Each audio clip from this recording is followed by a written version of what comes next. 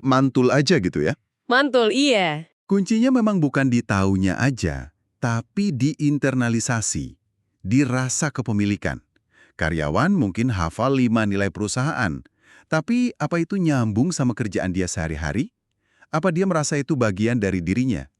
Nah, program kayak Amazing Values ini, kayaknya dirancang buat nutup celah itu. Jembatan antara tahu dan, ya, melakukan. Oke, oke, menarik nih.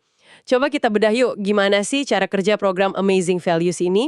Apalagi pendekatannya kedengeran unik ya, pakai misi interaktif, terus ada aplikasi kayak Treasurean gitu. Iya, kedengerannya seru ya. Seru sih, tapi efektif nggak ya?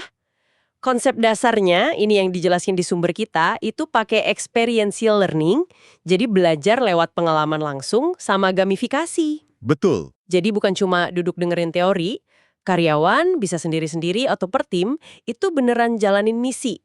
Misinya harian atau mingguan, yang isinya ya cerminan nilai-nilai inti perusahaan, jadi aksi nyata gitu. Nah, yang bikin ini potensial banget itu dukungan teknologinya. Ada aplikasi treasure hunt khusus yang disebutin. Fungsinya juga nggak main-main loh. Bisa lacok progres misi kita udah sampai mana, ada sistem skor otomatis, terus ada leaderboard juga. Oh, biar ada kompetisinya ya? Iya, kompetisi sehat antar tim atau individu. Plus, tempat ngumpulin bukti dokumentasi, kayak foto atau video. Jadi datanya real time, bisa kelihatan gitu sejauh mana sih nilai ini mulai jalan di lapangan. Wah, canggih juga ya. Teknologi ini jadi semacam tulang punggung buat struktur programnya. Disebutin juga strukturnya jelas, mulai dari kick-off sama workshop. Semacam pemanasan lah ya. Iya, buat ngenali nilai sama cara pakai aplikasinya. Biar nggak bingung. Baru deh masuk ke intinya, Amazing Hunt Missions. Ini jalan selama beberapa minggu. Disebutnya 3 sampai 6 minggu ya. Jadi lumayan fleksibel, tergantung kebutuhan perusahaan. Betul. Dan tiap minggu itu fokus ke 1 atau 2 nilai inti aja, biar nggak kebanyakan. Contohnya bagus tuh di catatan. Misalnya, minggu pertama, fokusnya nilai integritas. Misi-misinya dibikin biar integritas ini nggak abstrak. Ada misi suruh cerita pengalaman jujur, pakai hashtag aksi jujurku gitu. Tapi ada juga yang, lumayan menantang nih. Apa tuh? Misi detektif integritas. Jadi karyawan diminta ya secara anonim dan tujuannya baik ya. Cari contoh tindakan yang kurang berintegritas di kantor. Terus kasih usul perbaikan. Wah, berani juga ya pendekatannya. Jadi nggak cuma yang baik-baik aja. Ya, jadi refleksi dari dua sisi gitu.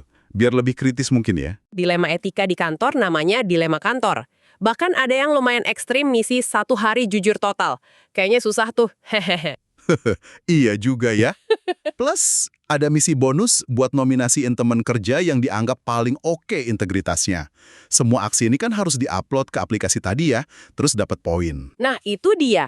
Poin sama leaderboard mingguan itu elemen gamifikasi yang penting banget buat jaga motivasi, biar orang tetap engage gitu ya. Programnya nanti ditutup pakai final challenge sama appreciation day. Jadi ada pengakuan buat peserta atau tim terbaik. Dikasih gelar kayak Amazing Value Champions atau Value Ambassador. Jadi ada ujungnya, ada penghargaannya juga. Betul, jadi bukan sekedar main-main tanpa hasil, ada pengakuan yang serius. Oke, jadi tujuan akhirnya jelas ya. Bikin proses internalisasi nilai jadi asyik, karyawan jadi lebih terlibat, dan ujung-ujungnya ya bangun budaya kerja yang beneran nyambung sama visi misi perusahaan. Oh ya, disebutin juga kalau program ini adaptif banget. Bisa di-custom lah, disesuaikan sama nilai spesifik tiap perusahaan. Iya, betul. Dan dampaknya ini bisa nyambung langsung ke kerjaan teman-teman HR dan pengembangan budaya. Hasil program ini bisa loh jadi bagian dari katakanlah KPI budaya. Maksudnya? Ya, target terukur buat lihat seberapa sehat budaya perusahaan kita. Udah sesuai nilai belum? Terus bisa juga diintegrasikan pas onboarding karyawan baru. Jadi dari awal mereka udah langsung nyemplung ke nilai-nilai perusahaan lewat cara yang seru. Bahkan bisa bantu employer branding juga. Citra perusahaan di mata calon karyawan gitu ya? Nah, itu dia. Jadi kelihatan kalau perusahaan ini serius, tapi juga punya cara yang inovatif buat bangun budaya. Intinya sih, mindahin slogan dari dinding ke perilaku nyata yang bisa kita lihat dan rasakan bareng-bareng. Jadi kalau kita simpulkan nih ya, inti dari program Amazing Values ini kayak ngasih tahu kita, nilai perusahaan itu nggak cukup cuma diajarin atau ya disosialisasikan terus-terusan. Biar beneran nempel, biar merasuk, nilai itu harus dialami, harus dipraktekkan. Dan mungkin perlu dibikin kayak petualangan yang seru biar orang mau ikutan aktif. Persis kayak kutipan di akhir catatan itu ya, nilai tidak diajarkan tapi dialami. Betul. Ini jadi bikin mikir ya. Kalau pendekatan mengalami dan bermain ini efektif buat nanemin nilai perusahaan, kira-kira nih buat Anda yang dengerin, gimana ya cara menerapkan elemen yang mirip-mirip mungkin misi kecil-kecilan, tantangan seru, atau sistem apresiasi berbasis bukti buat nanemin prinsip atau kebiasaan penting lainnya? Misalnya, soal kolaborasi biar lebih oke, atau biar lebih inovatif timnya, atau mungkin biar lebih fokus ke pelanggan.